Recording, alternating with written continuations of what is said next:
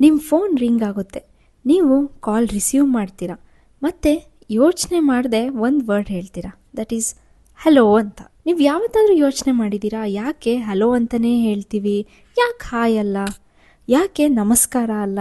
ಇದು simple word ಅಂತ ಅನ್ನಿಸ್ಬೋದು, ಆದರೆ ಈ ವರ್ಡ್ ಹಿಂದೆ ಒಂದು ಇಂಟ್ರೆಸ್ಟಿಂಗ್ ಫ್ಯಾಕ್ಟ್ ಇದೆ.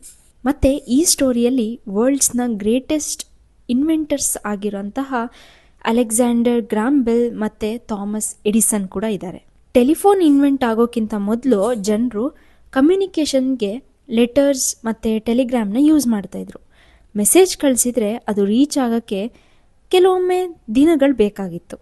ಆದರೆ 1876 1876 ಅಲೆಕ್ಸಾಂಡರ್ ಗ್ರಾಮ್ ಬೆಲ್ ಟೆಲಿಫೋನ್ನ ಇನ್ವೆಂಟ್ ಮಾಡಿದಾಗ ಫಸ್ಟ್ ಟೈಮ್ ಹಿಸ್ಟ್ರಿಯಲ್ಲಿ ಜನರು ಲಾಂಗ್ ಡಿಸ್ಟೆನ್ಸಲ್ಲಿ ಇನ್ಸ್ಟೆಂಟಾಗಿ ಮಾತಾಡೋದಕ್ಕೆ ಸಾಧ್ಯ ಆಯಿತು.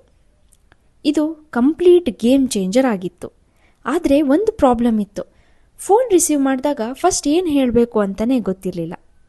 ಯಾಕಂದರೆ ಅದು ಕಂಪ್ಲೀಟ್ಲಿ ಹೊಸ ಟೆಕ್ನಾಲಜಿ ಆಗಿತ್ತು. ರೂಲ್ಸ್ ಇರಲಿಲ್ಲ, ಯಾವುದೇ ಥರದ ಗ್ರೀಟಿಂಗ್ಸ್ಗಳಿರಲಿಲ್ಲ. ಹಾಗಾಗಿ ಒಂದು ಸ್ಟ್ಯಾಂಡರ್ಡ್ ಗ್ರೀಟಿಂಗ್ ಬೇಕಾಗಿತ್ತು. ಇಂಟ್ರೆಸ್ಟಿಂಗ್ ವಿಷಯ ಅಂದರೆ ಟೆಲಿಫೋನ್ ಇನ್ವೆಂಟ್ ಮಾಡಿದಾಗ ಅಲೆಕ್ಸಾಂಡರ್ ಗ್ರಾಮ್ ಬೆಲ್ಗೆ ಹಲೋ ಅನ್ನೋವಂಥ ವರ್ಡ್ ಇಷ್ಟ ಇರಲಿಲ್ಲ. ಅವರು ಫೋನ್ ರಿಸೀವ್ ಮಾಡಿದಾಗ ಅಹೋಯ್ ಅಂತ ಹೇಳಬೇಕು ಅಂತ ಸಜೆಸ್ಟ್ ಮಾಡಿದರು.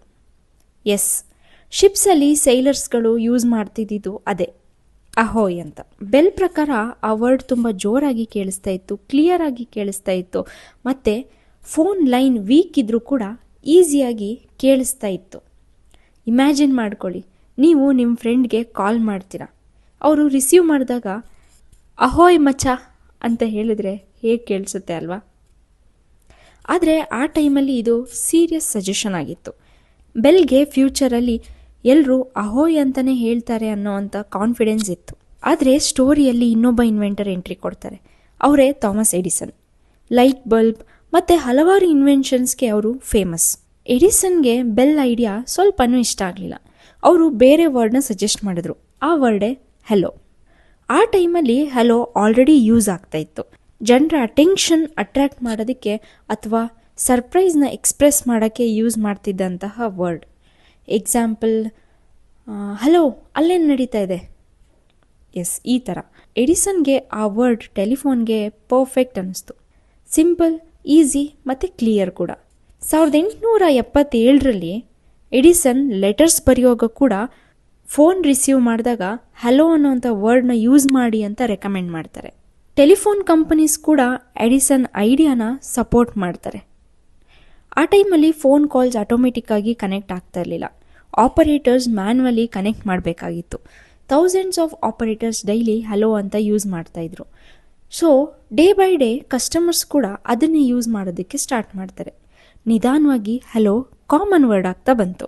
ಇನ್ನು ಸ್ವಲ್ಪ ವರ್ಷಗಳ ನಂತರ ಫೋನ್ ರಿಸೀವ್ ಮಾಡಿದಾಗ ಹಲೋ ಅಂತ ಹೇಳೋದು ನಾರ್ಮಲ್ ಆಗ್ತಾನೆ ಬಂತು.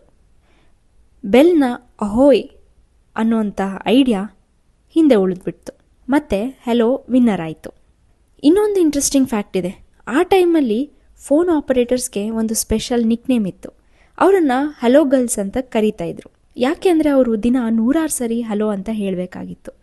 ಅವರು ಸಿಟೀಸ್, ಫ್ಯಾಮಿಲೀಸ್, ಬಿಸ್ನೆಸ್ನ ಕನೆಕ್ಟ್ ಮಾಡ್ತಾಯಿದ್ರು. ಸೊ ಹಾಗಾಗಿ ಹಲೋ ಅನ್ನೋಂಥ ವರ್ಡ್ ಟೆಲಿಫೋನ್ ಜೊತೆ ಸ್ಟ್ರಾಂಗ್ ಆಗಿ ಕನೆಕ್ಟ್ ಆಗ್ತಾ ಬಂತು. ಒಂದು ನಿಮಿಷ ಇಮ್ಯಾಜಿನ್ ಮಾಡ್ಕೊಳ್ಳಿ, ಎಡಿಸನ್ ಬದಲು ಬೆಲ್ ಐಡಿಯಾನೇ ವಿನ್ ಆಗಿದ್ರೆ ಅಹೋಯ್ ಅಮ್ಮ, ಅಹೋಯ್ ಬಾಸ್, ಅಹೋಯ್ ಮಚ ಅಂತ ಹೇಳಬೇಕಾಗಿತ್ತು. ಸೋಷಲ್ ಮೀಡಿಯಾ ಸ್ಟೇಟಸ್ ಕೂಡ ಬೇರೆ ಲೆವೆಲಲ್ಲಿ ಇರ್ತಾ ಇತ್ತು. ಕೇಳೋಕ್ಕೆ ಒಂಥರ ಫನ್ನಿಯಾಗಿ ಅಂತ ಕೂಡ ಅನಿಸ್ಬೋದು. ಆದರೆ ಹಿಸ್ಟ್ರಿಯಲ್ಲಿ ಸ್ಮಾಲ್ ಡಿಸಿಷನ್ಸ್ ಕೂಡ ಫ್ಯೂಚರ್ನ ಚೇಂಜ್ ಮಾಡ್ಬೋದು ಅನ್ನೋದಕ್ಕೆ ಇದು ಕೂಡ ಒಂದು ರೀಸನ್ ಆಗುತ್ತೆ. ಹಾಗಾಗಿ ನೆಕ್ಸ್ಟ್ ಟೈಮ್ ನಿಮ್ಮ ಫೋನ್ ರಿಂಗ್ ಆದಾಗ ನೀವು ಹಲೋ ಅಂತ ಹೇಳಿದಾಗ ಸುಮ್ಮನೆ ಒಂದು ಗ್ರೀಟಿಂಗ್ ಯೂಸ್ ಮಾಡ್ತಾ ಇಲ್ಲ, ನಿಯರ್ಲಿ 150 ಇಯರ್ಸ್ ಹಿಸ್ಟ್ರಿನ ಕಂಟಿನ್ಯೂ ಮಾಡ್ತಾ ಇದ್ದೀರಾ ಅಂತ ನೆನಪಿಸ್ಕೊಳ್ಳಿ. ಸಾಧ್ಯ ಆದರೆ ಕಾಲ್ ಮಾಡಿದವ್ರಿಗೂ ಈ ವಿಷಯನ ತಿಳಿಸ್ಕೊಡಿ. ಒಬ್ಬ ಇನ್ವೆಂಟರ್ ಅಹೋಯ್ ಅಂತ ಹೇಳಿದರು, ಇನ್ನೊಬ್ಬ ಇನ್ವೆಂಟರ್ ಹಲೋ ಅಂತ ಹೇಳಿದರು. ಸೊ ಕಮೆಂಟಲ್ಲಿ ನಿಮಗೆ ಯಾವ ವರ್ಡ್ ಇಷ್ಟ ಆಯಿತು ಅಂತ ಹೇಳಿ, ಹಲೋನಾ ಅಥವಾ ಅಹೋಯ್ ಅನ್ನೋದು ಇದ್ದಿದ್ರೆ ಚೆನ್ನಾಗಿರ್ತಾ ಇತ್ತಾ, ಅಥವಾ ನಿಮಗೇನಾದರೂ ಈ ಚಾನ್ಸ್ ಸಿಕ್ಕಿದ್ರೆ ನೀವು ಯಾವ ವರ್ಡ್ನ ಸಜೆಸ್ಟ್ ಮಾಡ್ತಾಯಿದ್ರಿ ಅಂತ ಕೂಡ ಕಮೆಂಟ್ ಬಾಕ್ಸಲ್ಲಿ ತಿಳಿಸಿ ಅಂತ ಹೇಳ್ತಾ, ನಿಮಗೆ ವಿಡಿಯೋ ಇಷ್ಟ ಆಗಿದ್ರೆ ಚಾನಲ್ನ ಸಬ್ಸ್ಕ್ರೈಬ್ ಮಾಡ್ಕೊಳ್ಳೋಣ ಮರಿಬೇಡಿ ಅಂತ ಹೇಳ್ತಾ ಮುಂದಿನ ವಿಡಿಯೋಗಳಲ್ಲಿ ಸಿಗ್ತೀನಿ. ಅಂಟಿಲ್ ದೆನ್ ಬಾಯ್.